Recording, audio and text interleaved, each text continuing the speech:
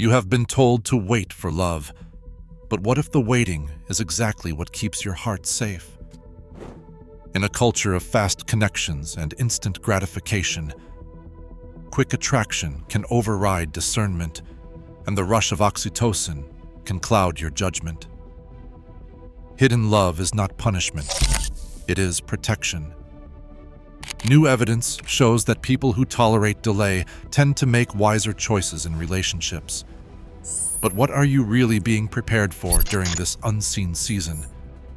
Therapists describe a hidden season as a kind of safety buffer, both biologically and emotionally. In early romantic encounters, the brain releases oxytocin, a chemical that forges attachment quickly, sometimes before true compatibility can be seen. This surge can make even a misaligned connection feel urgent or inevitable, overriding the slower voice of discernment. When love is delayed or unseen, it can actually protect against the risk of bonding too soon with someone who isn't safe or right. A licensed therapist explains that for many, the longing for love creates a vulnerability.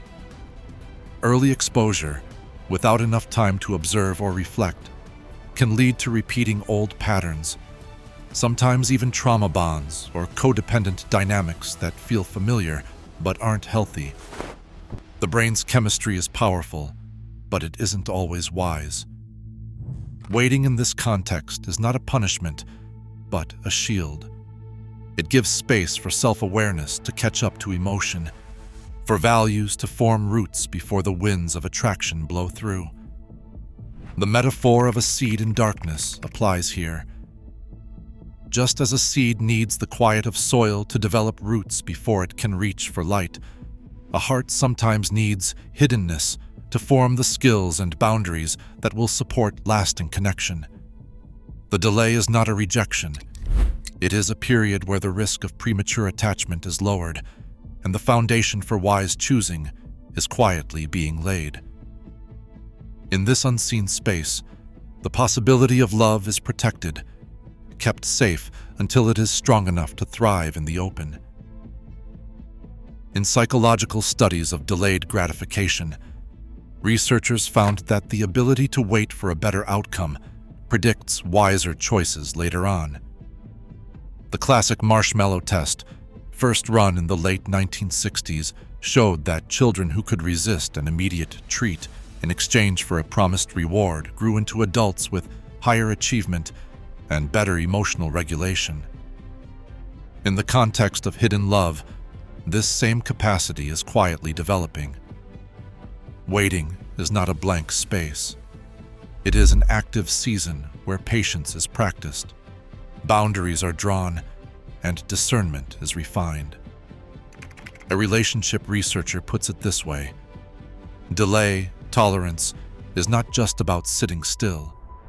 It is about learning to hold hope without grabbing at the first thing that comes along.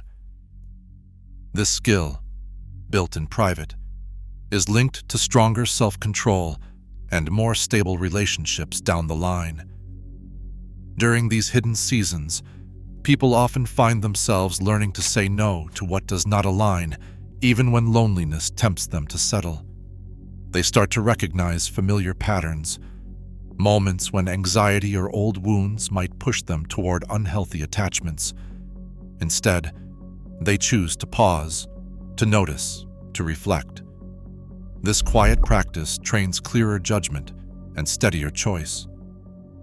One woman describes it simply: "Because I waited, I did not go back to what hurt me. I saw the old pattern and chose something different." Her story echoes the research. Delay creates space for cognitive control to override impulse, for values to guide decisions instead of fear. In the unseen work of waiting, the roots of patience, boundaries, and discernment take hold, preparing the ground for love that lasts. This is a season of protection and formation, where skills sprout in the dark, so love can be steady in the light. Dating apps promised efficiency and endless options, But the reality has proven more complicated.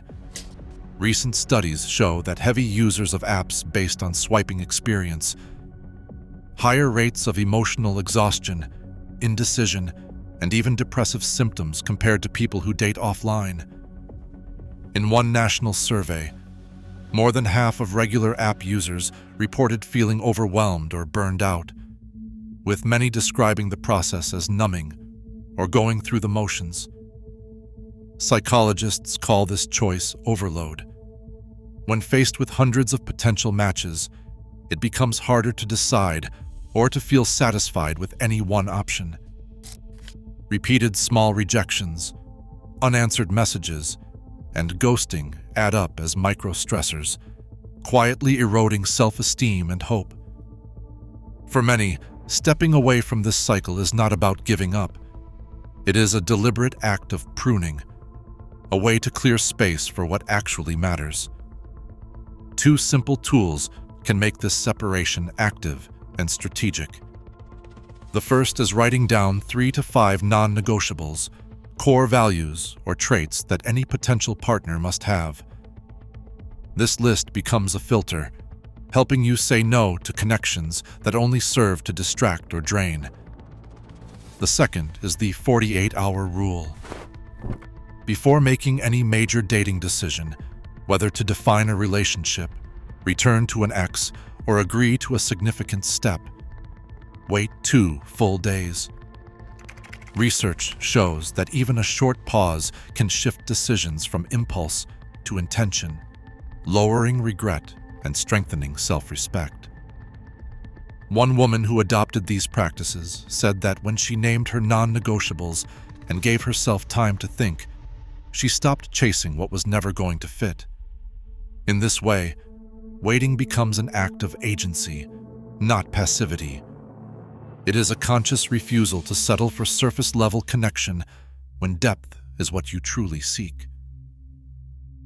A couple who asked to remain anonymous spent the first 2 years of their relationship almost entirely out of sight. No announcements, no photos online, no explanations to friends beyond a simple line, "We're getting to know each other." Their decision was not about secrecy for its own sake.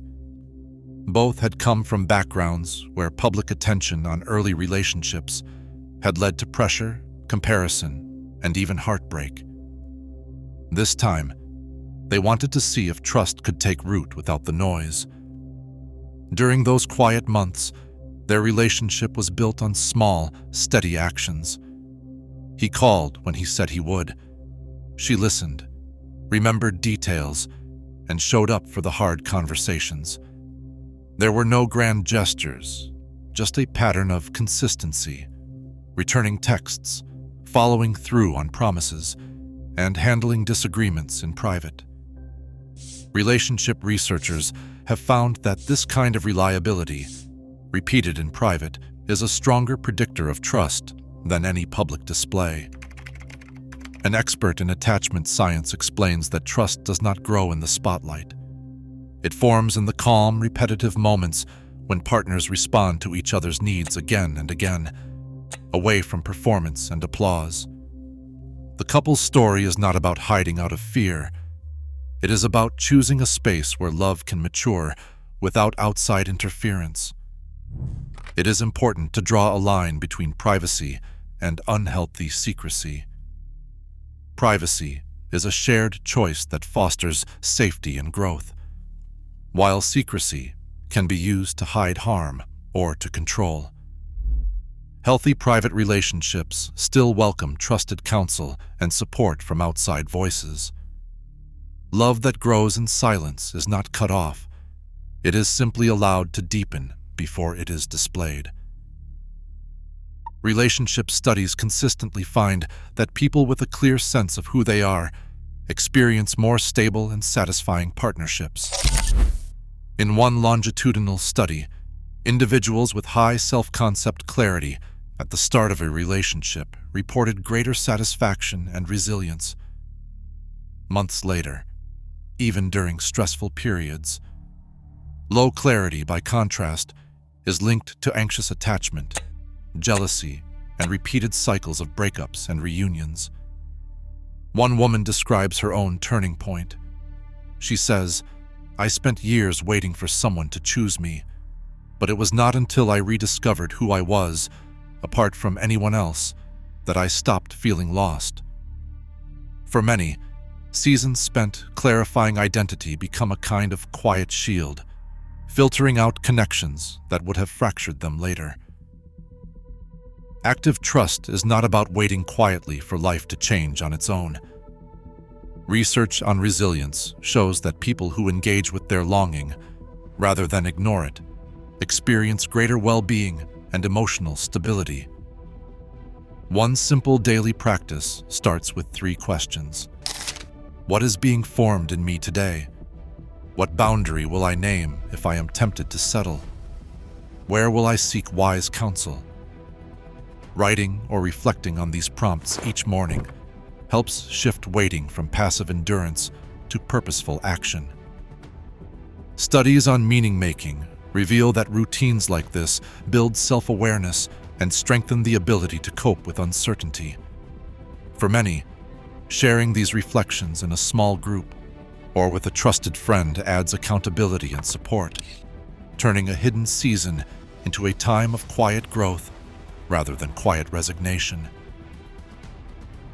2 people can wait through hidden seasons and arrive at healthy, but very different destinations. Some eventually meet a partner later in life, bringing the hard-won clarity and boundaries formed in private into a relationship that thrives on mutual respect. Others remain single, building lives marked by deep friendships, meaningful work, and spiritual or creative fulfillment. The median age for first marriage in the U.S. now stands at 30 for men and 28 for women, a reality that challenges old assumptions about timing.